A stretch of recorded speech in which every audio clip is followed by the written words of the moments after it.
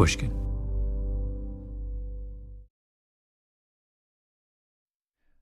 Hello, everyone. Malcolm Gladwell here.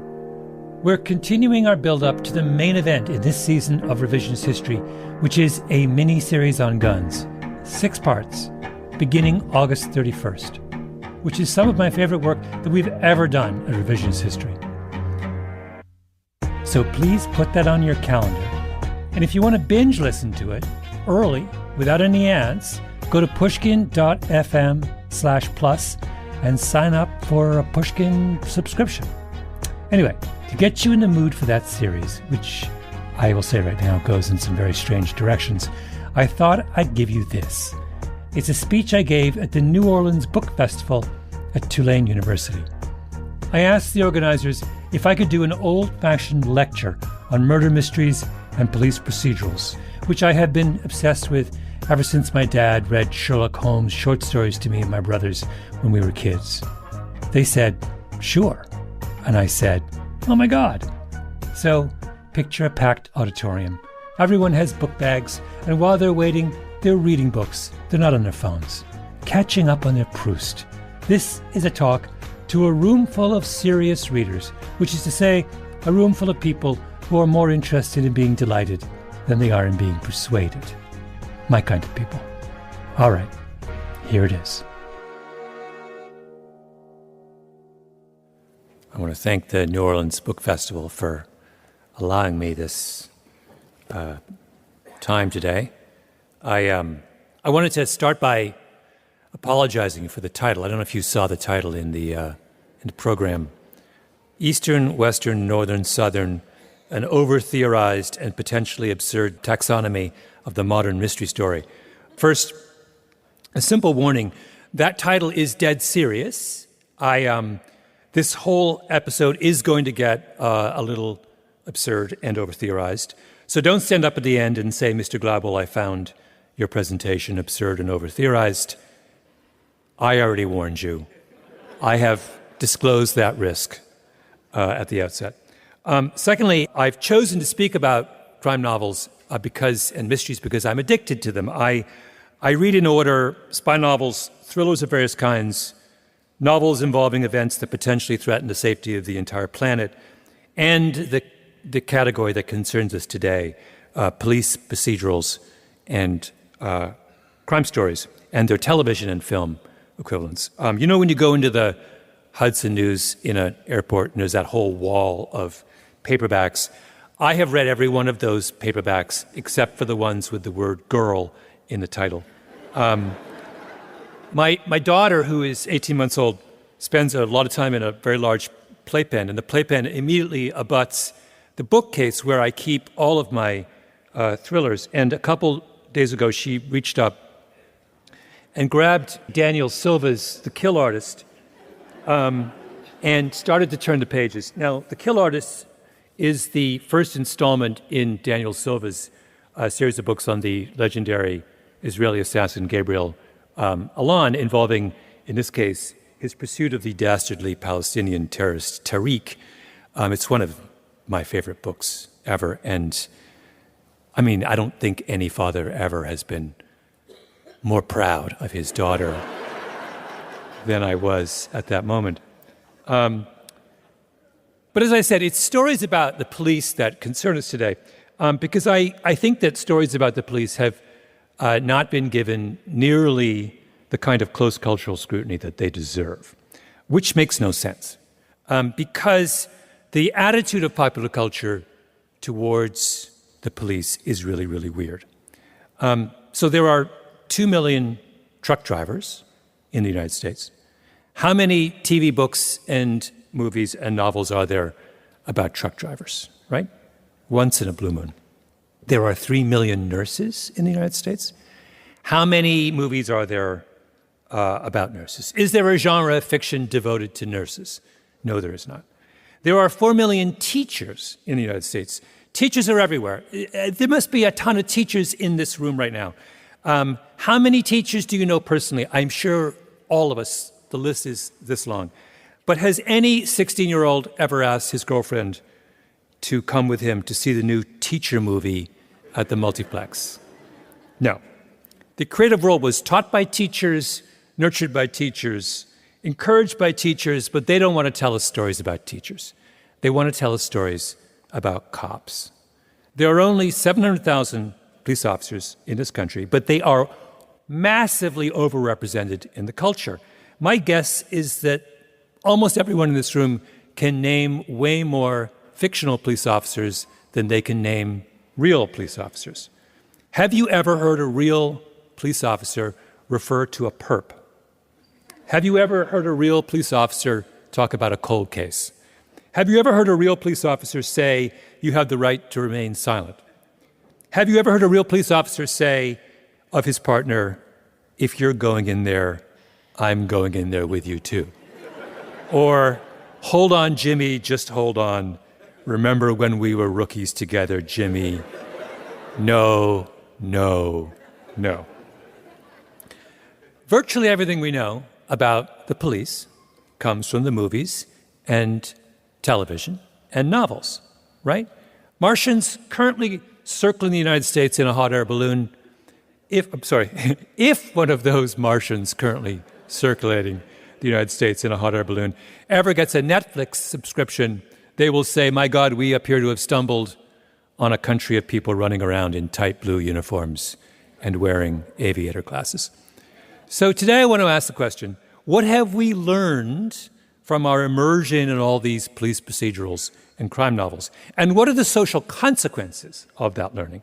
Which is an important question because I think all of those crime books and movies have really, really screwed us up.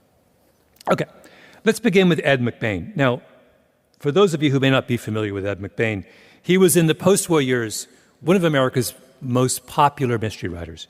He wrote police procedurals about a fictional 87th precinct. And the officers in his precinct were all young men. They all had very pretty wives. They were all happily married. They all got along wonderfully. They worked together well. And I want to read to you from one of the novels in that series called The Killer's Wedge. And it's about one of the officers in the 87th precinct, Cotton Hawes, who's just been transferred in from another precinct.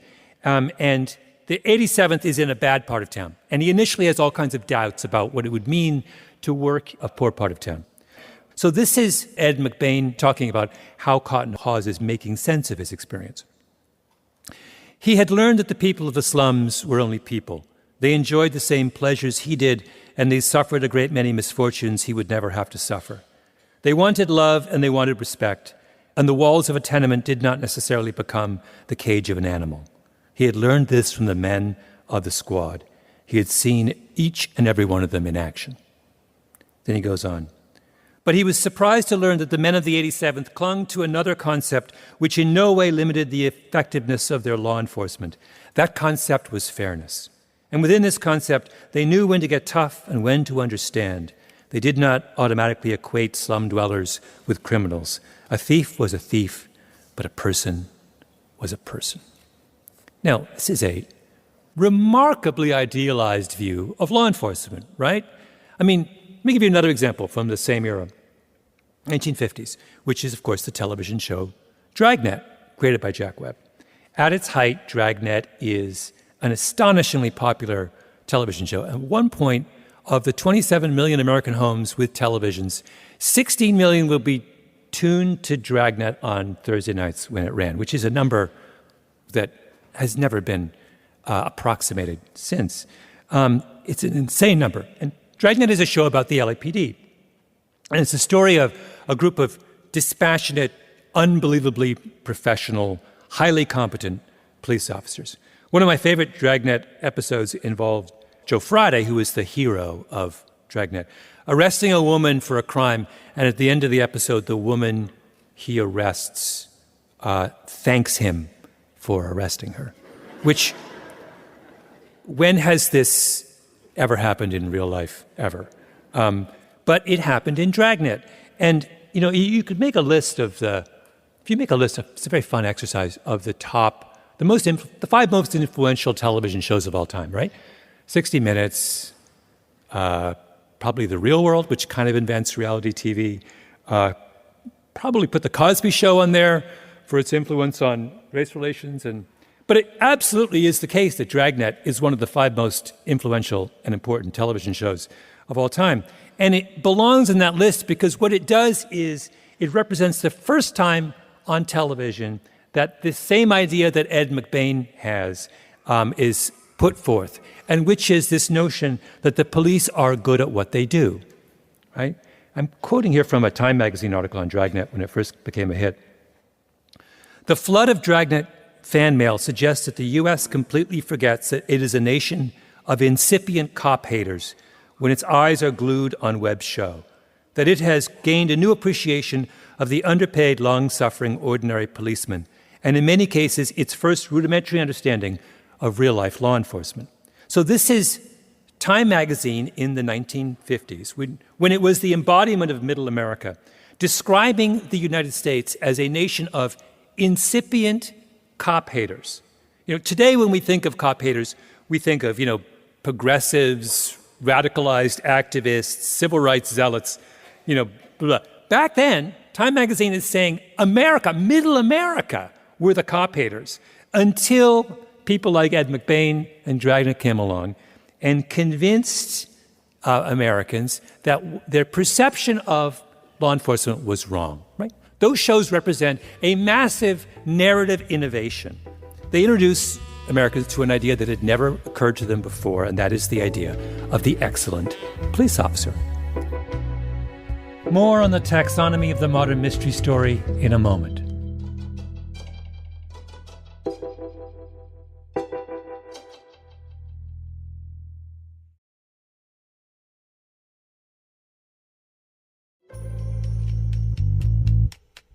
Now, back to my speech on the taxonomy of police storytelling. Now, this is, of course, not the only way that the popular culture represents law enforcement. Before Dragnet came along, the dominant narrative mode was the Western. And what is the Western? It's the parable about the consequences of the absence of institutional authority. What do you do in your little town on the plains when there is no police department? Well, ordinary citizens, possessed of no more than their own courage and a six-shooter, have to restore order on their own. Now, alongside that, you had the rise in fiction of the private detective, Hercule Poirot, Sherlock Holmes, Philip Marlowe, Angela Lansbury in Murder, She Wrote. And what is the prevailing view of law enforcement in the world of the private detective? It is that the police are present, but they're incompetent. They can only catch bad guys with the help of talented outsiders, right? Of amateurs. If you've read your Sherlock Holmes, you know all about Sherlock Holmes's long relationship with Inspector Lestrade of Scotland Yard. Lestrade is honest, he's dogged, he's hardworking, but he lacks imagination and he can't solve a crime to save his life. And there's a moment in the Adventures of the Six Napoleons in 1900 when we have this passage. Lestrade is addressing Holmes after Holmes has just done one of his spectacular feats of deduction and figured out who the real criminal is. And Lestrade says, "We are not jealous of you at Scotland Yard. No, sir, we are very proud of you. And if you come down tomorrow, there's not a man from the oldest inspector to the youngest constable who wouldn't be glad to shake you by the hand." So at Scotland Yard, they are under absolutely no illusion about their own ability, right? They know Holmes is better than they are. They know that they're useless at this task of crime solving, and that the guy with the pipe and the crazy hat from Baker Street is the only way they're going to keep the criminals of London under control. Same thing in Agatha Christie's Hercule Poirot novels, right? Hercule Poirot is solving crime after crime to the extent the police ever show up, right?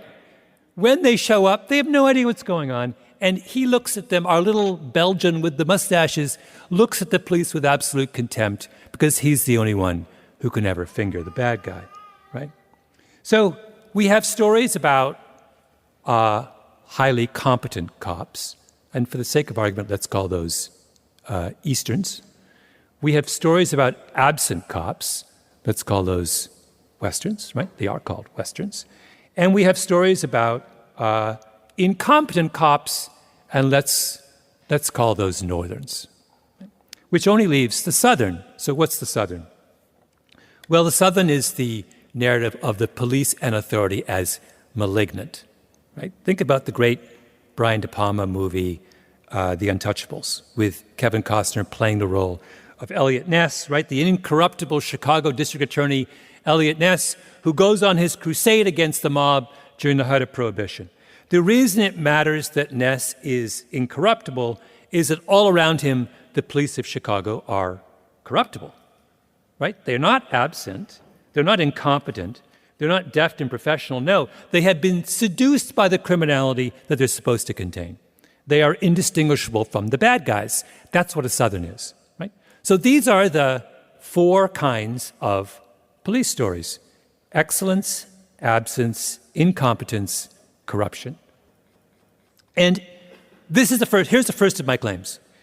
I think that every single example of a crime novel or a police procedural falls into one of these four categories, without exception. Right? So let's explore this. I assume some of you have read the Lee Child Jack Reacher series, and if you haven't, you need to start right after this talk is over. I once did a back-of-the-envelope calculation based on the very large sample of Jack Reacher novels that I've read, which is as follows. Reacher kills, on average, 12 bad guys per book. There are 26 Reacher books, meaning that he has murdered 284 people over the course of his life. He is the most prolific serial killer in American fiction. And yet, 26 years after Jack Reacher first appeared in The Killing Floor, he remains at large. This is pretty good evidence that the police are absent in the Reacher series. The Reacher novels are Westerns. Only in the Western can you get away with killing 284 people and remain at large, right? For the incompetent police, we have more examples than we can count, but the one that I remember from my childhood, and many of you are old enough to remember this as well, is Hogan's Heroes, the legendary 1970s sitcom. For those of you who are too young to remember Hogan's Heroes, it was a hugely successful TV show set in a German prisoner of war camp during the Second World War, in which the comic foils of the captured German soldiers were Nazi prison guards. Don't even try pitching that show today, by the way, because... And why do we laugh at the Nazis, if memory serves, Colonel Klink and Sergeant Schultz, right? Not because they are malicious or vicious, not because they are ineffective or indifferent. No, we laugh at them because they're inept, because Klink is a self-important fool, because Schultz is a clown who says, I know nothing, I see nothing, right? The literary conceit of Hogan's Heroes is that the Nazis were the Three Stooges, which is a Northern. That's what it is, right? Then there's the Southern, authority as malignant and corrupt. Who is the king of the Southern? Well, I think it's obvious. If you think about it, it's John Grisham. The plot of every John Grisham novel ever, and I say this as someone who loves John Grisham like a brother, is about the subversion of institutional authority. How does the Pelican Brief end? The richest man in the country is under indictment, as are his closest aides and all of his lawyers. The chief of staff to the President of the United States has resigned, and the President himself has wisely decided not to seek a second term. Right? In The Firm, our hero, played in the movie version by Tom Cruise, discovers that the biggest client of his law firm is a mafia crime family. The FBI gets involved, and we think the movie is going to end with the FBI helping Tom Cruise resolve the matter. But no. What does our hero do? He ends up making a deal with the mafia crime family and turning his back on the FBI. Why? Because the FBI double-crosses him. Of course they do, right? This is a Grisham novel, right? The law is less trustworthy than a mafia crime family. I have argued long and hard over the years, to very deaf ears, that Grisham is the most important literary figure of our generation. And I'm not joking. I mean, why did so many Americans think the 2022 election was stolen? That truckloads of purloined ballots were ferried around Philadelphia in the back of pickup trucks, that voting machines magically preferred Democrats to Republicans? Because these are the kinds of things that happen all the time in John Grisham novels, right? And given that John Grisham has sold 300 million books and has had 28 consecutive #1 New York Times bestsellers, it is a statistical certainty that a good majority of the people wearing MAGA hats and storming the Capitol on January 6th read a Grisham book every night before bedtime, after, of course, being inoculated with their daily dose of Tucker Carlson. Let's do a more difficult example. Some of you may have seen the new Apple TV series, Slow Horses, based on the Mick Herron spy novels. The show is about an intelligence officer played by Gary Oldman who has been exiled to a decrepit outbuilding called Slow House. And along with all the other misfits, all the other rejects, screw-ups, weirdos who can no longer make it within MI5 headquarters. So what's that? Well, that sounds like a Northern, right? Authority is incompetent, right? We have a group of screw-ups. But then the Slough House crew go on to solve some of the most pressing national security crises of the day, which makes it sound like an Eastern, like a Dragnet and Ed McBain, like uber-competent authority. So it doesn't fit, right? Doesn't that invalidate my theory? No, no, no. Slow Horses is just a hybrid, right? Hybrids have been around forever.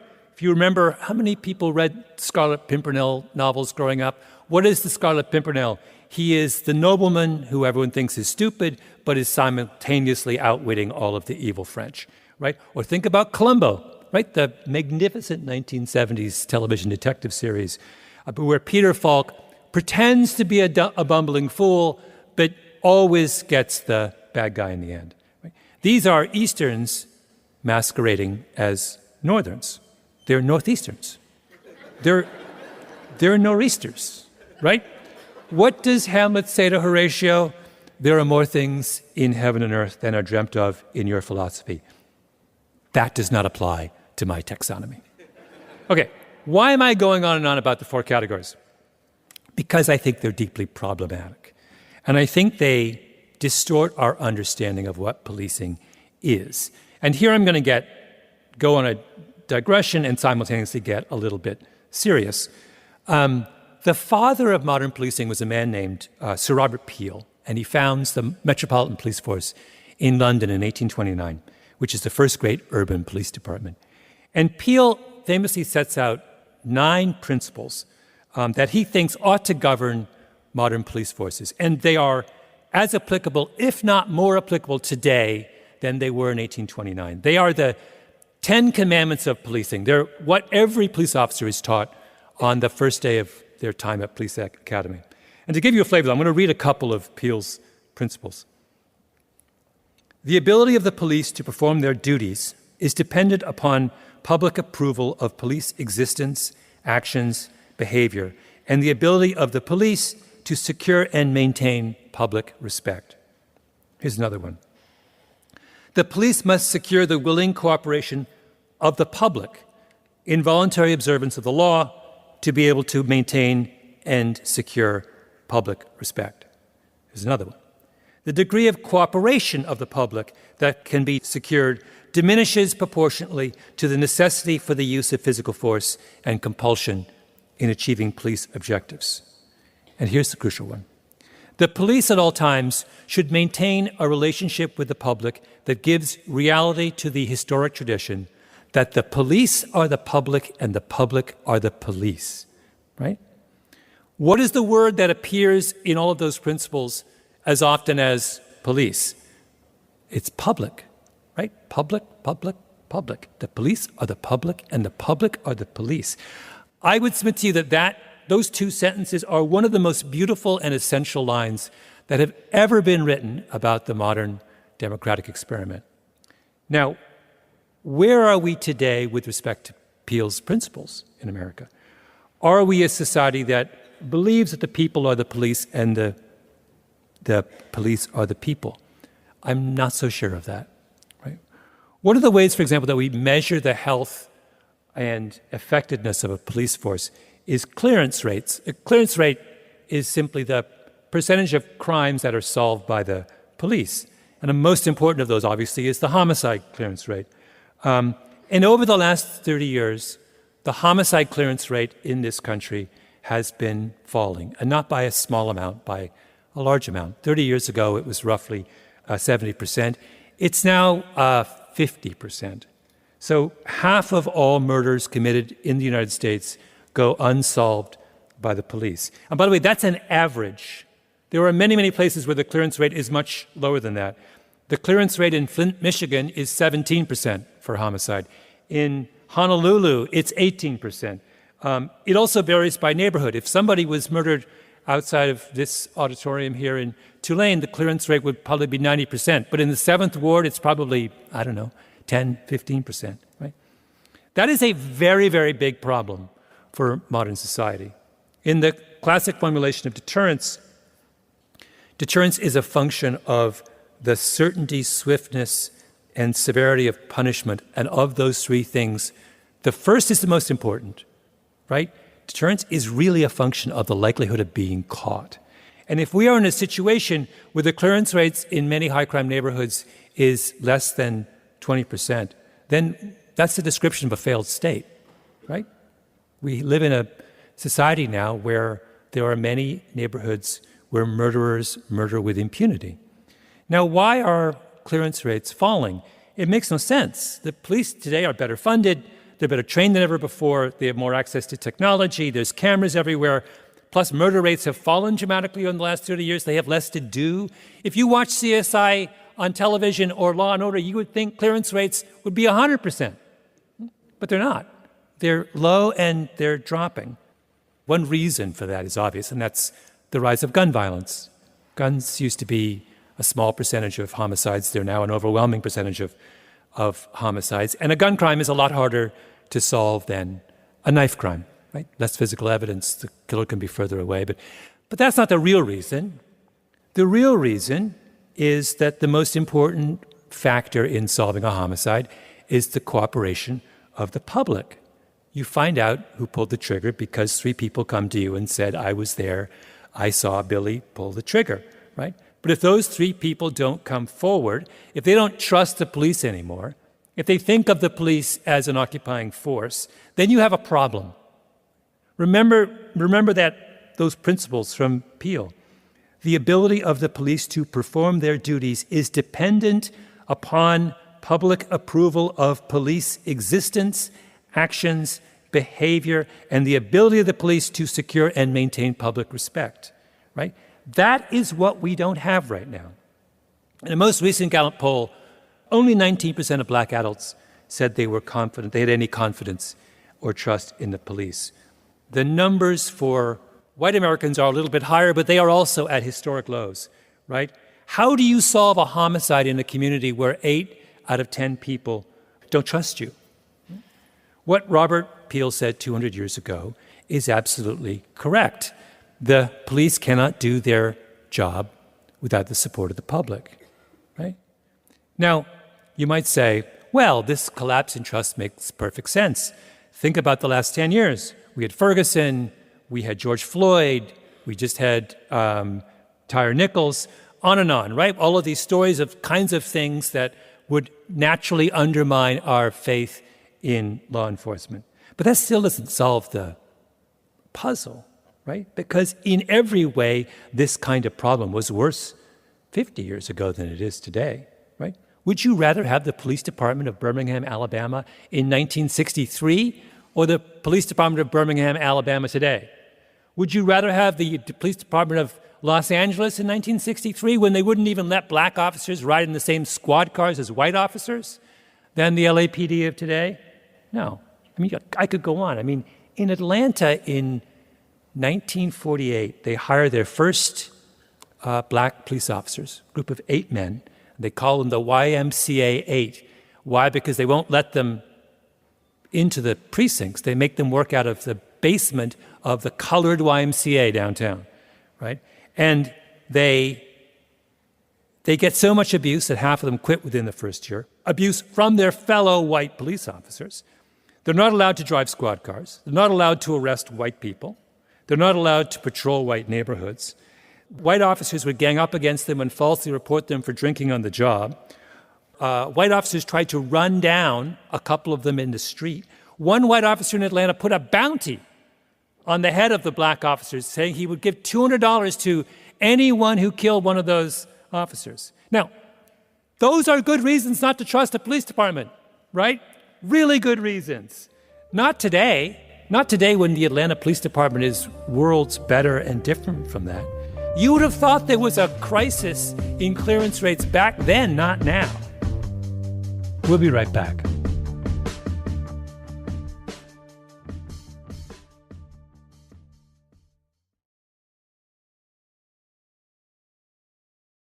You would have thought that in every way we would be better off today than we were 50 years ago. So what's to blame for this, right? This is one of the most profound problems facing our society. I think that there are many, many important issues, but the one I want to talk about is the influence of these four narratives. The first problem with the narratives, I think, is obvious, and that is that it is a dangerous thing to over-narrativize a group of people. The obvious analogy is the way that popular culture treated African Americans in the movies in the first half of the 20th century. There were only three categories of black people in the movies in that period. There was the mammy, remember, Gone with the Wind, the role played by Hattie McDaniel, and that is the big, warm, sassy surrogate mother who puts her mistress's children ahead even of her own children, and who keeps her mistress in line, with her straight talk. Right? That's stereotype number one. Second stereotype was the Sambo. What is the Sambo? The Sambo is the childlike, passive, deeply loyal manservant, right? The Uncle Tom. And if you were a black actor or actress in Hollywood in the first 40 years of the 20th century, those were the two roles that were available to you. And the third group is the shiftless, devious, untrustworthy, lazy subversive, right? The screenwriters and the novelists of America put all black people into one of those three categories for 100 years. Why? Because they couldn't be bothered to explore the idea that there was as much variety and beauty and complexity in black people as there were in white people. A narrative is a stereotype. It's a kind of shorthand used by writers. And these stereotypes aren't harmless. There's a famous study done in the 1930s of ethnic stereotypes where a group of psychologists asked thousands of Americans to describe what they felt black people were like. And the three most popular adjectives used by white people to describe black people were superstitious, happy-go-lucky, and lazy. And the kicker was that most of the white people they talked to for that survey didn't know any black people. So where did they get those ideas? They got them from the movies, right? So the stereotypes that are put forth in popular culture matter. They are the raw material that people use to form their attitudes and perspectives about the rest of the world. And I really worry that police narratives are doing the same thing. They are doing an injustice to our understanding of the police. Derek Chauvin murders George Floyd, and thousands of people take to the streets and say, let's defund the police, right? The George Floyd case activated the Southern narrative, law enforcement as impossibly corrupt and malicious. Our only choice is to shut it down, right? But there's 700,000 police officers in this country. How do you possibly label the entire group based on the behavior of a small number? After the Rodney King beating 30 years ago that led to the Los Angeles riots, the Los Angeles Police Department was thrown into chaos, and they were accused of racial bias and insensitivity and turning a blind eye to misconduct. And they had once, of course, been the embodiment of the Eastern. Dragnet was a celebration of the perfection and professionalism of the LAPD, and now they were the Southern. They were cast as corrupt and malicious, and there was a massive investigation that was launched. And what the investigation found was that of the 8,500 police officers in the LAPD, 183 had been the subject of 4 or more excessive force complaints over in the period between 1986 and 1990, right? So 183 out of 8,500. 44 of those 183 had 6 or more complaints, and 16 had 8 or more complaints. The investigation found that the LAPD, in other words, had a very small core of really bad apples and did a really bad job of identifying the bad apples and getting rid of them. That is not an Eastern, where everyone is perfect. There was one officer who had more than 16 excessive force complaints in the previous 4 years and still had his job, right? That's not Dragnet. That's something very different. That's a problem. But at the same time, that is not the description of a Southern. It's not a description of an entire department that is malicious and malignant, right? You cannot call a department of 8,500 people corrupt and malignant because it has 44 really bad apples. So our police narratives have made us sloppy. They've made it really hard for us to understand the nature of the problem we're facing. They blur over the subtleties. You know, you have one side saying it's all rotten, and the other watching Dragnet and reading Ed McBain and saying these are noble, courageous men doing an impossible job against overwhelming odds. They deserve our unqualified support, right? That neither of those narratives are true. How can the people be the police and the police be the people when the people don't understand who the police are? Right? Problem number one. We don't make this mistake with teachers. We don't make it with truck drivers. We don't make it with nurses. When we hear that a teacher is a bad teacher whose students don't learn anything, we don't say, oh man, teaching is broken. Let's defund teaching, right? We just say that's a bad teacher who should be replaced, and let's do a better job of training and selecting them next time. And the reason we're free to do that is that no one has come along and constructed a magical teacher genre that allows us to assign every teacher to one of 4 reductive narrative categories. Second, and a more important point, is that I think we need to consider what these narratives do to those within the profession. Because how the police think of themselves is also shaped by these theories. You know, it's often been said that The Godfather, I'm sure you've heard this, The Godfather started out being about the mob, but before long, the mob was about being like the Godfather, right? They all started pretending they were Marlon Brando. Or cultural narratives about groups don't just reflect those groups, they also start to define those groups. So the police also watch Law and Order, right? They also read crime novels. And what do they learn from them? They learn that law enforcement is about them. It's the story of their own identity and skill. Are they any good? Are they honest? Are they as dogged and skilled and fundamental as the police of Ed McBain's 87th Precinct? Or as hapless as Colonel Klink and Sergeant Schultz? The great crime novelist Joseph Wambaugh, who was a LAPD officer for many years, once said that the modern police novel was not about the man working the case, but the case working the man. Meaning that the innovation of police fiction in the modern era was to turn the spotlight on what the job of maintaining law and order did to the psychology and peace of mind and character of the man tasked with maintaining law and order. And I think that's exactly what the 4 narratives are doing. They are simply giving different answers to that question of who the police officer is. In the Western, it's just the ordinary man must summon his own courage to step into the breach. In the Northern, the officer is not up to the task. In the Southern, the officer is corrupted by his responsibilities. And in the Eastern, our hero rises magnificently to the challenge. Police fiction in all of those forms is an exercise in narcissism. These are not novels and shows about solving crimes. They're shows about crime solvers. And where is the public in that? Right? Where? If Robert Peel were alive today, he would look around him and he would say, we have given police officers a picture of their profession that leaves out the most important element in their success. The people whose respect and support make police work possible. Remember that Peel principle? The ability of the police to perform their duties is dependent on public approval of police existence. I defy you to find anywhere in the world of crime fiction a representation of that idea. It doesn't exist. Right? That's not the reason people write fiction, police fiction, and it's not the reason why readers like me love police fiction. So what is the solution? Well, it breaks my heart to say this, but it is time for us to turn our backs on a spy novel, right? No more. Enough.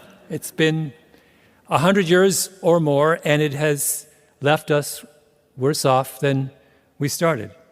I'm sure all of you have been watching the governor of Florida on his current cultural cleansing campaign. And all I have to say is, where is Ron DeSantis when we need him? He's so busy banning Jodi Picoult novels that he's missed the real culprit, which is Lee Child, John Grisham, Ed McBain, and Arthur Conan Doyle. Let us go to the Hudson News at the Jacksonville airport, take all of those paperbacks off the wall, put them in a big pile in front of the State House in Tallahassee, and light a match. Thank you.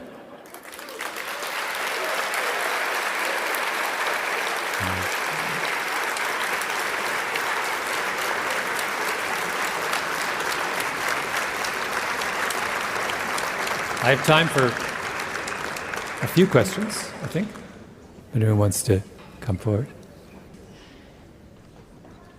Hi. I just wanted to ask if in this new conclusion that it's time to move past the mystery novel, the spy novel, do you think there's a room for something more nuanced, one that has evolved maybe with our understanding and our ability to capture information? You know, certainly when the genre was born, we did not have cell phones, we didn't have social media, and we certainly didn't have instant news, and these have all drastically changed the culture around policing, and at least in the US.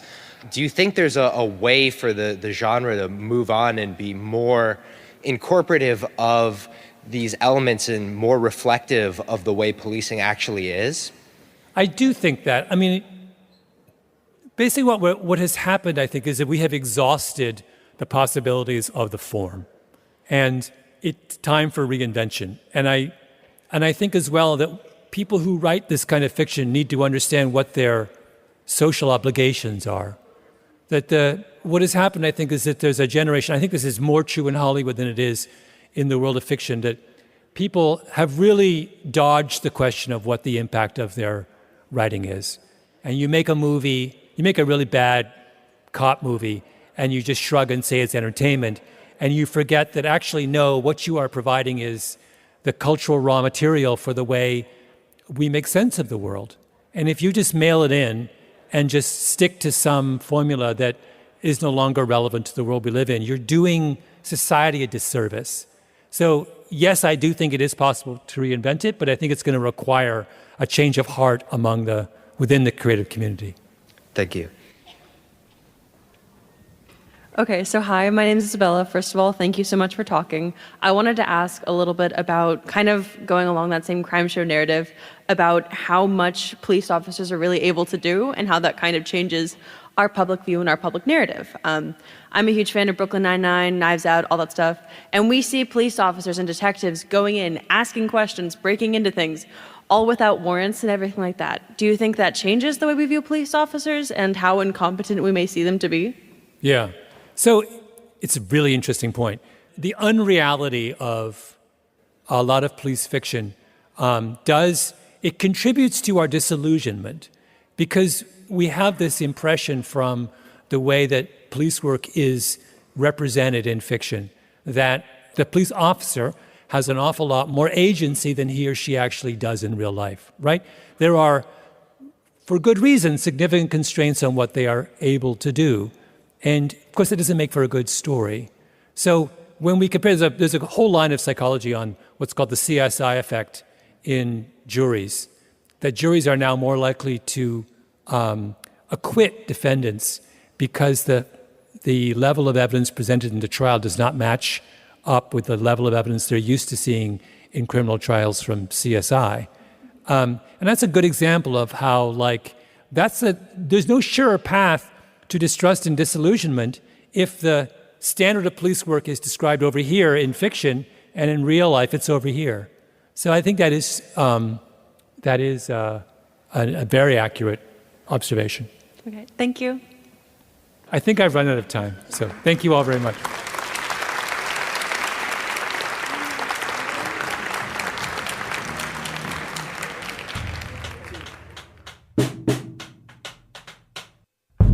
This episode of Revisionist History was produced by Kiara Powell with Ben Nadaf Haffrey and Jacob Smith.